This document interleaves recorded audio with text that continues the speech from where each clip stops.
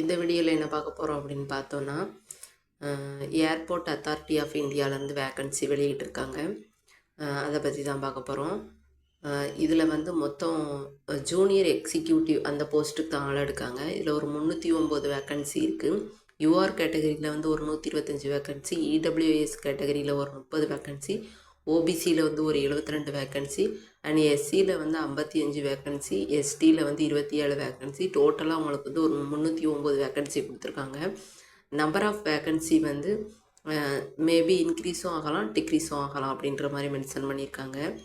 அதுக்கப்புறம் வந்துட்டு எஜுகேஷன் குவாலிஃபிகேஷனை பொறுத்த வரைக்கும் பேச்சுலர் டிகிரியை வந்து ரெகுலராக படிச்சிருக்கணும், சயின்ஸை ஒரு சப்ஜெக்டாக எடுத்து படிச்சிருக்கணும், பிஎஸ்சி இது ஃபிசிக்ஸ் அண்டு மேத்தமெட்டிக்ஸ் அப்படின்ற மாதிரி மென்ஷன் பண்ணியிருக்காங்க. அப்படி இல்லை அப்படின்னா full time regular bachelor degree engineering வந்து எதுவானாலும் நீங்கள் படிச்சிருந்துருக்கலாம். Physics and mathematics would be subject any of the sometimes curriculum அப்படின்ற மாதிரி மென்ஷன் பண்ணியிருக்காங்க. அதுக்கப்புறம் வந்துட்டு இங்கிலீஷை வந்து ஃப்ளூயண்ட்டாக உங்களுக்கு வந்து பேசவும் தெரியணும், எழுதவும் தெரியணும். 10th அண்ட் 12th ஸ்டாண்டர்டில் சப்ஜெக்ட் வைஸில் படிச்சிருக்கும்போது நீங்கள் இங்கிலீஷ் எடுத்து படிச்சிருக்கணும் அப்படின்ற மாதிரி மென்ஷன் பண்ணியிருக்காங்க. அதுக்கப்புறம் வந்துட்டு ஏஜ் குவாலிஃபிகேஷன் பற்றி பார்ப்போம். மினிமம் ஏஜ் வந்து உங்களுக்கு 27 இருக்கணும். ஏஜ் ரிலாக்ஸேஷன் டேட்டை பொறுத்த வரைக்கும் 24/5/2025 அப்படின்னு மென்ஷன் பண்ணியிருக்காங்க.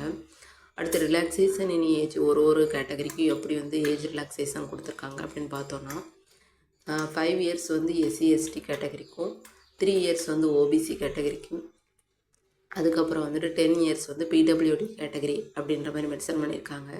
அதுக்கும் டேட் மென்ஷன் பண்ணியிருக்காங்க 24/5/2025 அப்படின்னு சொல்லிட்டு. அதுக்கப்புறம் வந்துட்டு அப்ளிகேஷன் ஸ்டார்டிங் டைம் வந்து 25/4/2025, க்ளோசிங் டைம் வந்து 24/5/2025 அப்படின்னு சொல்லியிருக்காங்க.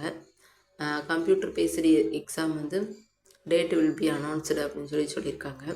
அடுத்தது உங்களுக்கு சேலரி பொறுத்த வரைக்கும் 40,000 1,40,000 வரை இருக்கும் அப்படின்னு சொல்லியிருக்காங்க. அதுக்கப்புறம் வந்து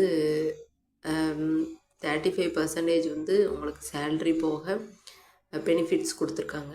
CPA, gratuity, social security scheme, medical benefit அப்படின்ற மாதிரி ஸ்கீம்ஸும் கொடுத்துருக்காங்க. அப்ராக்சிமேட்டாக 1 இயருக்கு வந்து உங்களுக்கு 13 lakh வந்து பெர் ஆனம் சேலரி இருக்கும் அப்படின்ற மாதிரி மென்ஷன் பண்ணியிருக்காங்க. ஒரு டைம் வந்து செக் பண்ணி பார்த்துக்கோங்க.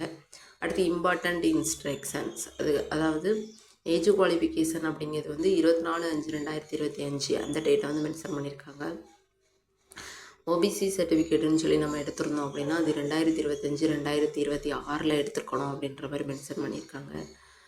அடுத்து வந்து செலெக்ஷன் ப்ராசஸ் கொடுத்துருக்காங்க. அதாவது கம்ப்யூட்டர் பேஸ்டு எக்ஸாம் இருக்கும். அதுக்கப்புறம் வந்துட்டு ஷார்ட்லிஸ்டட் கேண்டிடேட் ஷார்ட்லிஸ்ட் பண்ணுவாங்க. அடுத்து அப்ளிகேஷன் வெரிஃபிகேஷன், அடுத்து வைவா டெஸ்ட்டு, அடுத்து சைக்கோகேட்டிவ் சப்ஜெக்ட் டெஸ்ட்டு, அடுத்து psychological assessment, psychological medical examination, அடுத்து பேக்ரவுண்ட் வெரிஃபிகேஷன் அப்படின்ற மாதிரி மென்ஷன் பண்ணியிருக்காங்க. இவ்வளோ டெஸ்ட்டு இருக்கும் அப்படின்ற மாதிரி மென்ஷன் பண்ணியிருக்காங்க. அதுக்கப்புறம் வந்து ஹவு டு அப்ளை, எப்படி அப்ளை பண்ணுறது அப்படின்ற மெத்தட் கொடுத்துருக்காங்க. ஒரு டைம் செக் பண்ணி பார்த்துக்கோங்க. அதுக்கப்புறம் வந்துட்டு அவ்வளோதான் ஃப்ரெண்ட்ஸ். கீழே அவங்க வெப்சைட் லிங்க் கொடுத்துருக்காங்க. ஒரு டைம் அவங்க வெப்சைட் லிங்க்லேயே போய் நீங்கள் வேணால் செக் பண்ணி பார்த்துக்கோங்க. நான் பிடிஎஃப் வந்து டிஸ்கிரிப்ஷனில் கொடுக்கேன். இது மாதிரி ஜாப் நோட்டிஃபிகேஷன் வந்து நீங்கள் உடனுக்குடன் தெரிஞ்சுக்கணும் அப்படின்னா நம்ம சேனலை லைக் பண்ணுங்கள், ஷேர் பண்ணுங்கள்.